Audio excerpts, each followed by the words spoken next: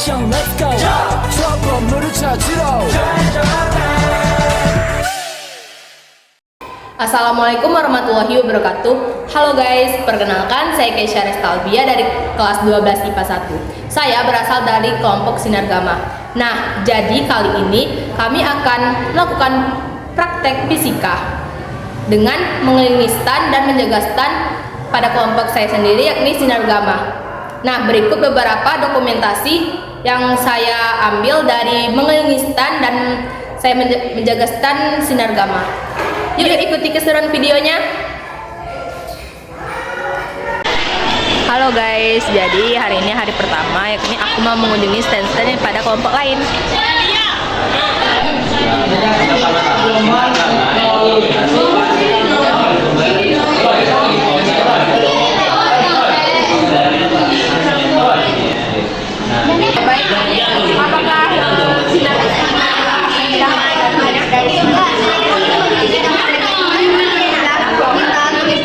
Dampak negatifnya yang pertama adalah meningkatkan resiko kanker, yang kedua adalah menyebabkan kerusakan genetik, yang ketiga membunuh sel dalam tubuh, menyebabkan gangguan reproduksi seperti telat datang bulan dan penurunan kualitas sperma, dan menyebabkan efek jangka pendek seperti mual, muntah, dan diare. Nah, kalau misalnya kita ada patah tulang di bagian sini, bagian yang kaki itu dapat mempengaruhi sel sperma kita atau kromosom kita tuh menjadi rusak. Berarti sinar aktif bahaya. Ya, ada dampak positifnya dan ada dampak negatifnya. Intinya itu sesuatu yang berlebihan itu tidak baik. Permen. Baik, ini boleh dipilih permen atau pena. Terima kasih. Nah, ini jenis-jenis ultravioletnya ada 3 ya kak. Sinarium A, UVB, dan UVC. Nah, apa sih perbedaan dari Perbedaan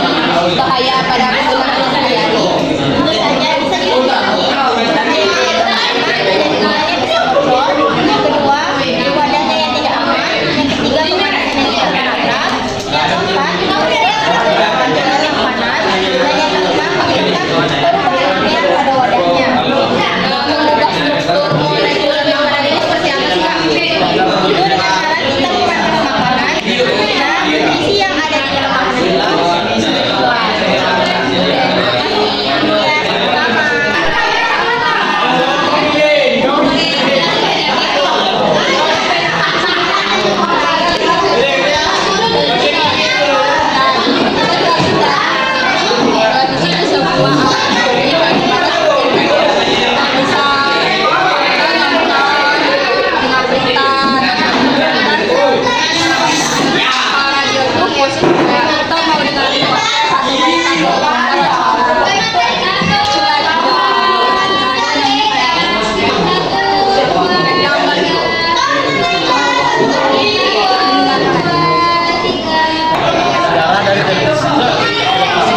pertama kali John seorang pria kaya Skotlandia pada tanggal 13 Agustus 1884. Dan menunjukkan bahwa gambar itu dapat ditransmisikan melalui pesawat atau televisi. Kemudian judul nama untuk penduduk biasa dan dikenal sebagai sosok yang cerdas dan gemar mengotak-atik barang elektronik.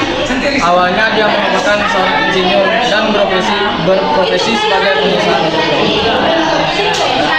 Jadi dampak dari televisi itu gimana ya? Dampak dari televisi beberapa di antaranya yaitu gelombang tinggi memiliki dampak positif dan negatif. Mata terasa lelah, nyeri atau gatal. Mata terlalu basah, sakit kepala, nyeri leher, bahu dan kulit. Merasa sensitif terhadap cahaya. Halo guys, jadi ini hari kedua yakni pada praktek fisika. Hari ini aku bertugas menjaga stand Sinergama.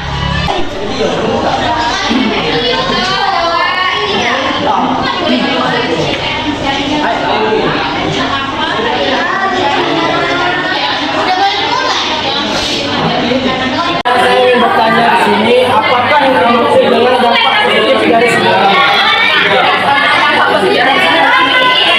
Industri untuk mengetahui struktur logam, bidang pertanian untuk membuat bibit unggul, teknik nuklir untuk membuat radioisotop, bidang kedokteran untuk terapi dan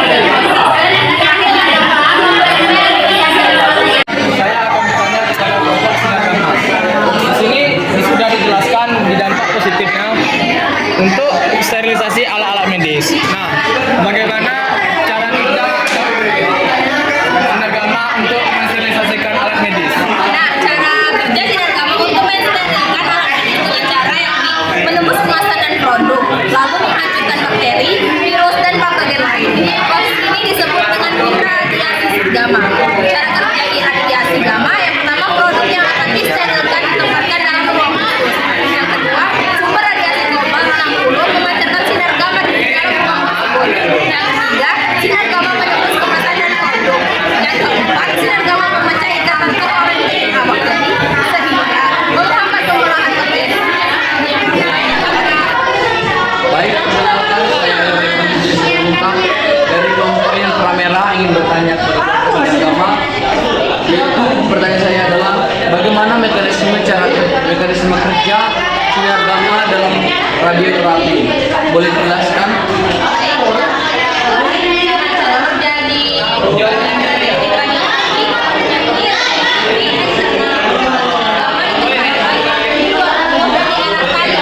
Tumor. Nah, di terapi sumber radioaktif ditempatkan di dalam atau dekat tumor untuk iradiasi lebih lokal.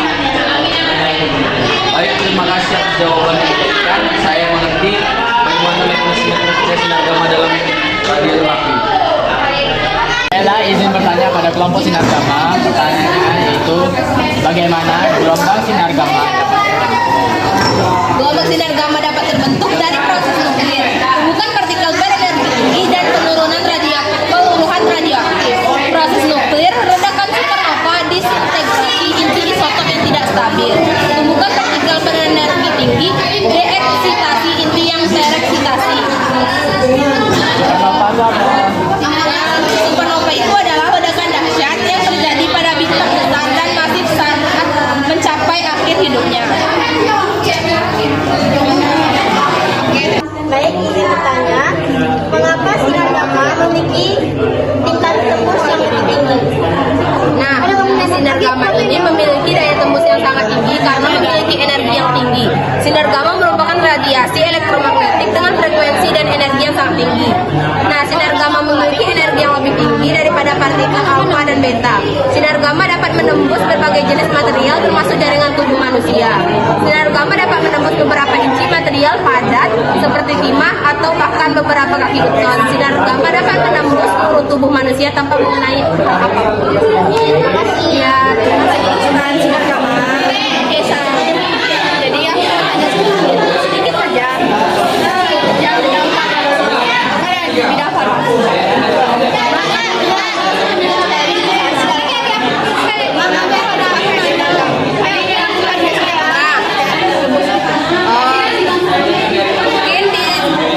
Kalau merebus alat medis di zaman dahulu, di zaman sekarang ini sudah menggunakan sinar gamma. Nah, sterilisasi menggunakan sinar gamma ini efektif karena memiliki daya tembus yang tinggi, tingkat sterilisasi yang tinggi, dan tidak tergantung pada suhu dan tekanan. Sterilisasi dengan sinar gamma juga sederhana dan seragam tanpa menghasilkan panas. Itu, Pak.